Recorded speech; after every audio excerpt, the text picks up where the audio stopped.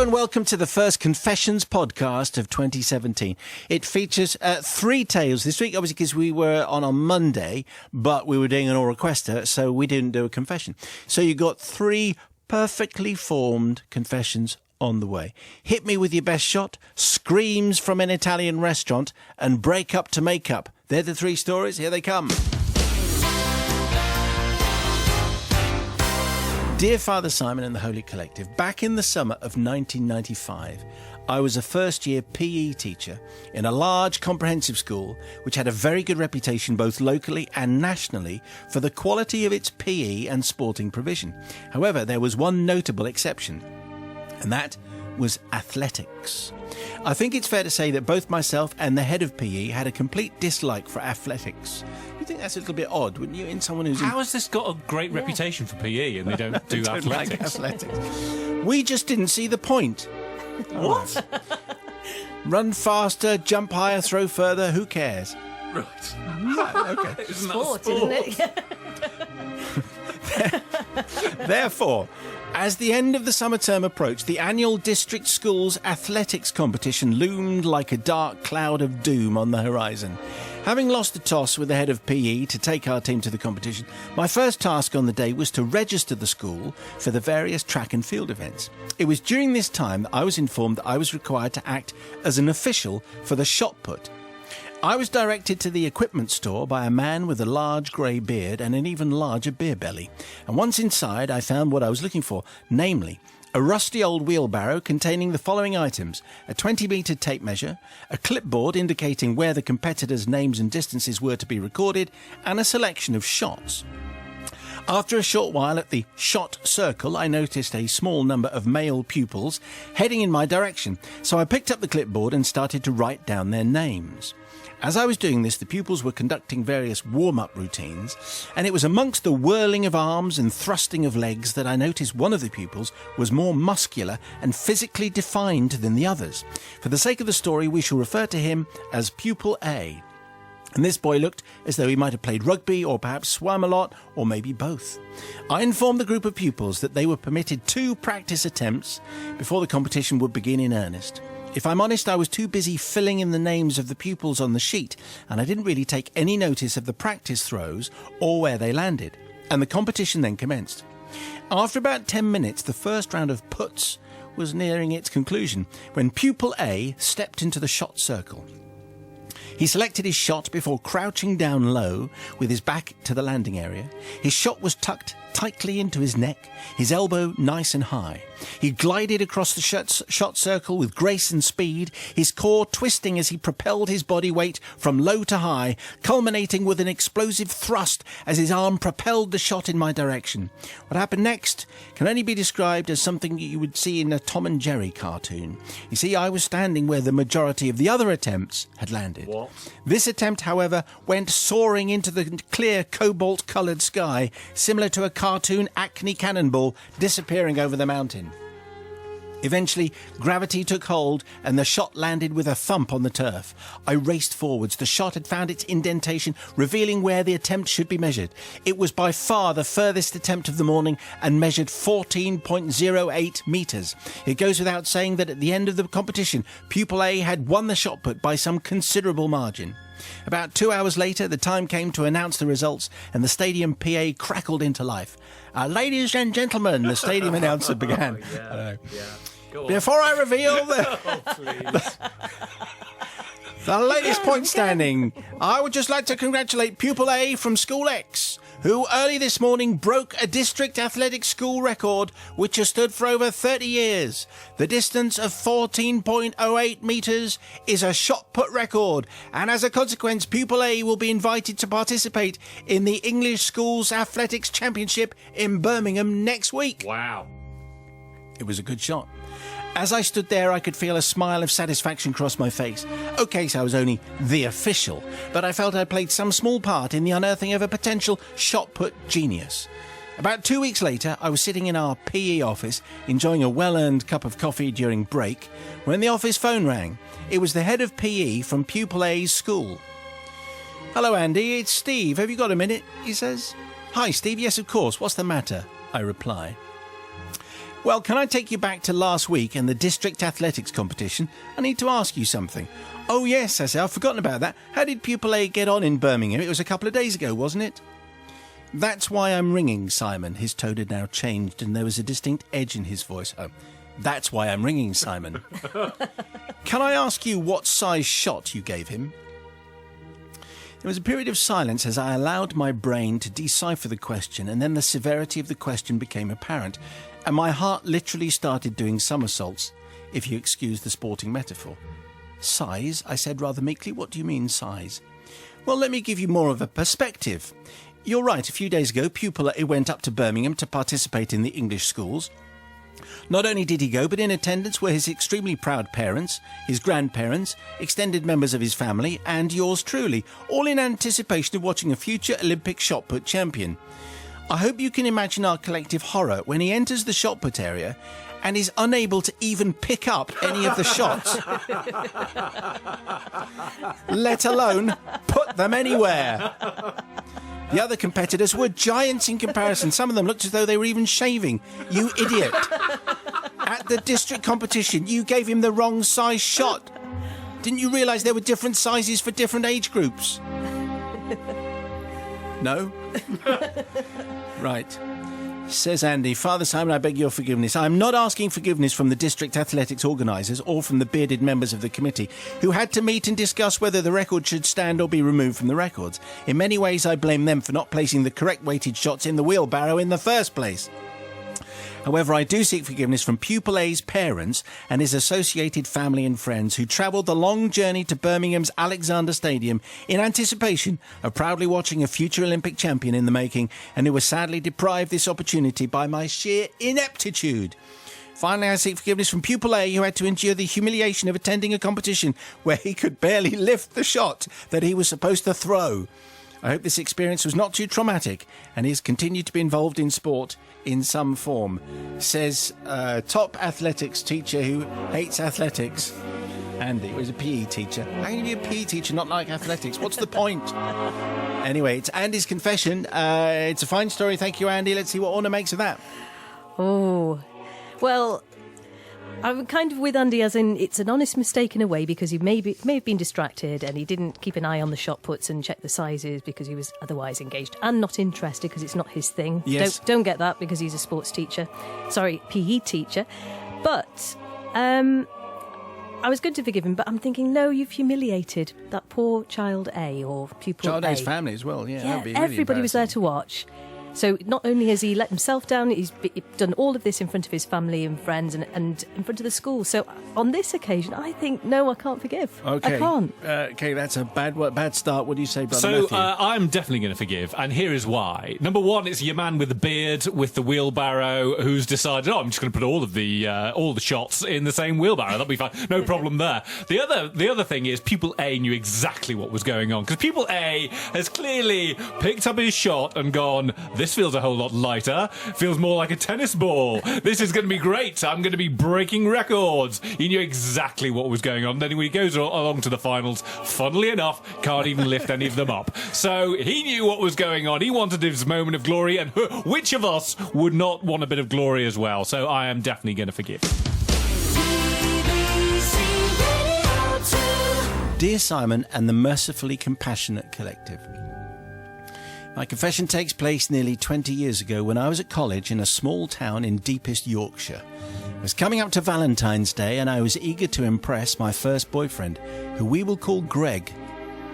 Greg and I met at college in the first term and had grown very close, although not that close.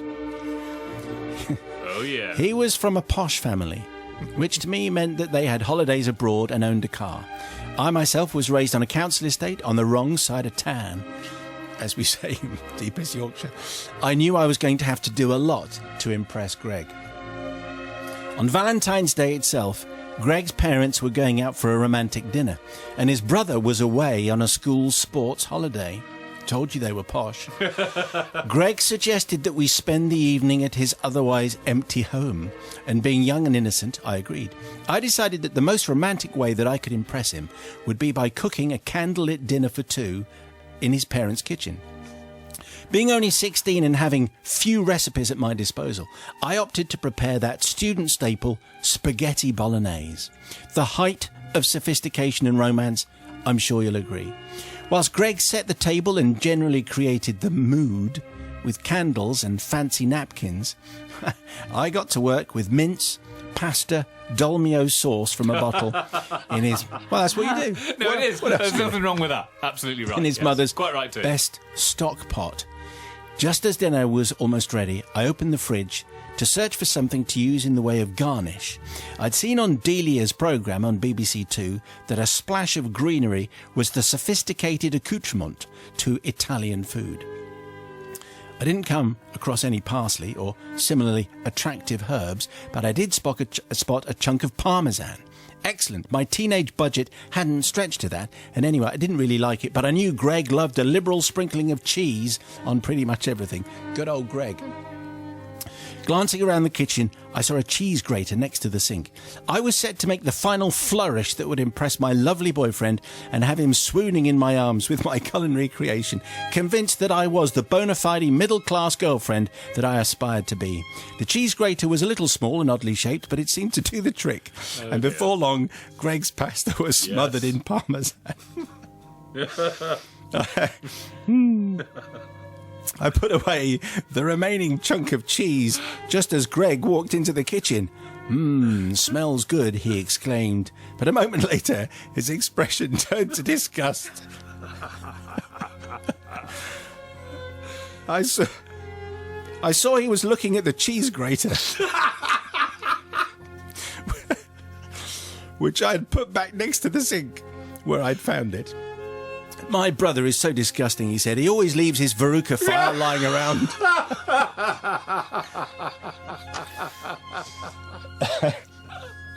It was then I realised my mistake, Father Simon. The implement that I had taken to be an innocent cheese grater was in fact an item for filing dead skin off and warts off Greg's brother's feet. And now I had used it to grate Greg's parmesan. Oh, attractive snort like a pig. I froze holding the two plates. The pan was empty. There was no substitute second helping for Greg's ruined meal. What's wrong, he says. Oh, nothing. Dinner's ready. My spag bowl was toasted as a success and took a moment to silently thank my mother for being poor enough to have never ever given me a taste for exotic cheeses. Greg hailed it as the best meal he'd ever eaten, which I doubt, as they were middle class and even went to restaurants, something I didn't do till I was in my 20s. But still, despite my cheesy mix-up, the evening was a success. I seek forgiveness not from Greg, who unceremoniously dumped me not long afterwards for a girl from what his parents termed a better background, presumably a girl who would never mistake a grooming implement for a kitchen utensil. But I do seek forgiveness from Greg's brother, who no doubt wondered why his foot fungus file had particles of a mysterious white substance stuck to it and smelled oddly of salty cheese. You could have washed up, seventh sister. Or maybe Greg should have washed up, more to the point. Anyway, got there in the end. Yes, Sister Bobby, what do you make of that? Well, first of all, they couldn't have been that posh, could they, if they had a Veruca file by the side of the kitchen sink? Well, yeah, I suppose that's... You know, What do posh people do to get rid of what I'm Verucas? saying in the bathroom. is you would I've put never it in the seen one. bathroom if she's thinking that she's feeling like she's not posh enough for people. And so it's a pretty ordinary thing. And it's by the sink. Why would it be by the sink? It's not upstairs in the wash basin, is it? Because Greg's brother is a slob, that's why. Well, that's true. But what I want to say, that's a really sad thing that she didn't feel good enough. And she thought she could impress him. And to be quite honest, I think actually, given the fact that Greg dumped you after you cooked dinner for a different kind of woman that matched his mother's ideas of what you should be, rather than what you are, which was of a lovely person who cooked him dinner, then to be quite honest, Greg, you got it coming. It'd be interesting to hear from Greg on this matter. But anyway, what do you say there, Brother Matthew? Well, yeah, obviously, what's Greg's brother doing leaving the Veruca scraper next to the kitchen sink? Unless, of course, they are the kind of family that only has the one sink. Maybe there was a big conspiracy involving the family that they want to appear better off than they actually are when they've only got the one sink and they all have to bathe in the sink whilst making dinner. I think you're pushing it I am a here. little, but better off without Greg, I would say. Seventh Sister, better off without him. It doesn't sound like the regular kind of guy. I think you've done well there. So I am going to say forgiven. Dear Reverend Simon and the novices and postulants of that aforementioned order, this is a tale of a young doctor and a young nurse, but not that kind of tale. My story of shame has laid heavily on my conscience, and it's only now in retirement from the medical profession, and my wife no longer being a registered nurse, that I feel it's safe to disclose the moral quagmire into which we descended. My prediction, by the way, Bobby won't forgive, and novice and Matt the lads will say yes. Oh, it's just a little forecast. Sweeping generalisation. It's the early 1980s, and at the time I was a newly qualified doctor in a part of the country we shall call London. Fine. My wife, whom I shall call Julia, was a young staff nurse, and she'd recently given birth to our first son. I would remind yourself and the listeners sitting in judgment that these were different times. The young doctors of today don't realise how good things are for them, because back then we worked 100-hour weeks, rarely returned home between shifts of 48 hours and longer. We were paid 1/3 of our normal hourly rate for overtime, and it was hard work, but we felt a sense of duty to the greater community. Anyway, I hope I'm building up some merit marks here for my selfless work and dedication from the panel sitting in judgment. Anyway, I was not getting paid much, and Julia was on maternity leave with our young son, who was a baby at the time, and she then had a brilliant idea. Because she was a trained nurse and at home with our own child, she decided that she could earn some extra money by working as a nanny. In mitigation, or my excuse really, I was rarely around due to my long shifts, so we didn't really talk this plan through in enough detail. So Julia put an advert in our local paper, and within a few days she was being interviewed by a local couple with 2 young children. The mother was about to return to work a few days a week and wanted a part-time nanny who could work flexibly. They were delighted with Julia, and the plan was for her to start the following week.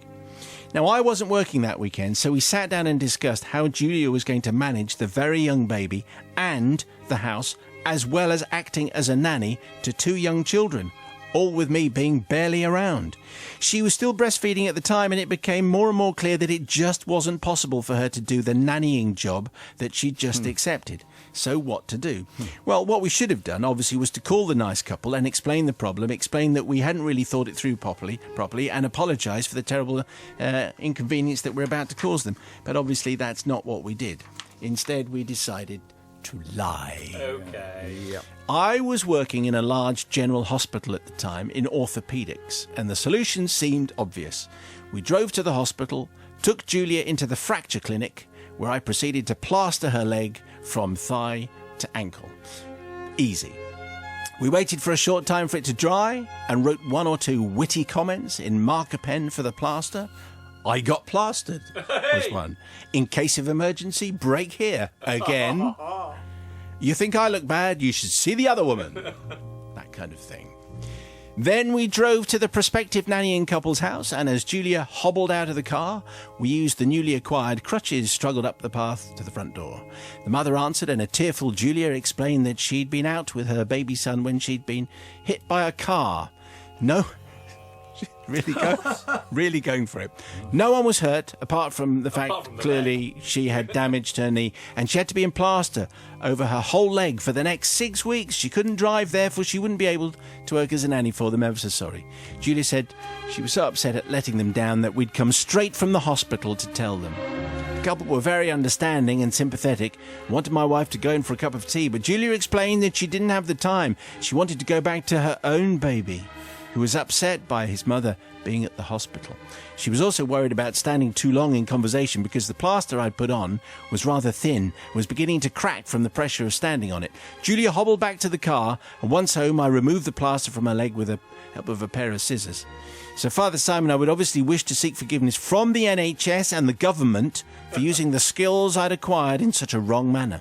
I would also wish to seek forgiveness from the woman's employers, who needed to find more temporary cover for the mother while she made alternative childcare arrangements.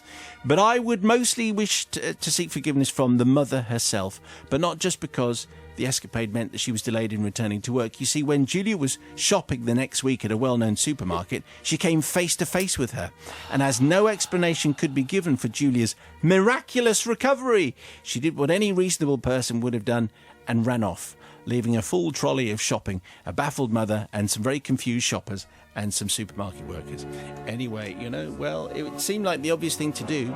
Dr. Alex had access to the plaster cast, and I'm going to stand with my prediction. Anyway, Sister Bobby, who is already looking utterly appalled with everybody. Actually, I think you're going to be wrong, Simon, because actually there are a number of times when you commit to something and then you realise your own stupidity, that you actually can't follow through. And it's really difficult to actually face up that you're that stupid, because, of course, as long as you realise you're that stupid, then I understand. And the reason, the motivation for you is to kind of give yourself an acceptable excuse to somebody else so they don't think you're as stupid as you relies know on you you are. realising you're stupid. Yeah, I think if you're aware of the situation, actually what I thought he was going to take the child to the hospital. I thought his motivation was, well, we've got to stick with the job. That's what I thought we were going down. And I thought the kids were going to be looked after by him or other nurses in the hospital. That's what I thought. He was motivated by money, but that didn't happen. I think this is completely forgivable. I have done equally stupid things. Okay, very interesting. I've never lied to my employer and plastered my leg, though. Yes, Novice. Well, this is very remarkably interesting. Hit by a car. I mean, that's quite dramatic. Let's hope it was a scale X trick. In the end, I had visions of her having to push the pram really quickly for the rest of another 12 weeks, so she wouldn't run into this young mother. Well, she did. I know. And no wonder she felt idiotic. And really, the whole thing was a convoluted ruse using NHS resources. Oh dear, doctors and nurses, I didn't think they'd be played like that. Sorry, Alex, on this occasion, neither of you are forgiven. My prediction's 0 out of 2 so far. Matthew? Well, I am going to forgive. And here is the reason why. Obviously, this story illustrates the lengths that we will go to avoid uncomfortable conversations and having to give the real reason why we aren't going to be able to do something that we previously promised that we would be able to do. So, and which of us sitting in this room or indeed listening at home can honestly say they've never done that? Well, none of us. We've all done silly things because we just want to get out of a dull, uncomfortable conversation with someone who thought that they could trust us, and it turns out they couldn't. Is there a confession here? No, none from I me. definitely have one. Yeah. There's sort of one, but I had one of my aunts died once. She did. Just once? Just the once? No, Yeah. she didn't. She died twice since, but she didn't die. I had to make that up to get me out of a very bad scenario. So I've just You made up a family death. Yeah. Yes, that was bad, wasn't it? So I've just said no to you, Dr. Alex, Send and now I've send it in. Send it in. It's terrible. What were you So saying, yeah, Matt? so I'm forgiving. And they were this week's confessions. Who did you forgive? Did it maybe unlock a dark and disturbing secret in your heart or soul, or in your 5-year diary? If you got one, confessions@bbc.co.uk. More in a week. And don't forget, you can listen to all our shows from the last 30 days on the iPlayer, including the All Request Monday, which I've just mentioned. Our first Tunes Day of the year on Tuesday. Great long songs from the Carpenters, Peter Gabriel, Kate Bush, and in way of a tribute, extended players from George Michael and Status Quo. Julia Bradbury took us on a stroll on Wednesday from our studios at Wogan House, telling us about her new ITV show, Britain's Best Walks. And on Thursday, Nigel served up Spanish sausage and butterbean tagine, plus poached eggs with harissa chickpeas and garlic yoghurt in a store cupboard special. What do you mean you haven't got all that stuff in your cupboard? Get with the groove, Daddy-O. Anyway, if you've got all this way into this particular podcast and you just want to prove it, and you're on Twitter and you want to prove it to me, why don't you tweet me by saying, my buttocks are clenched? Thank you so much.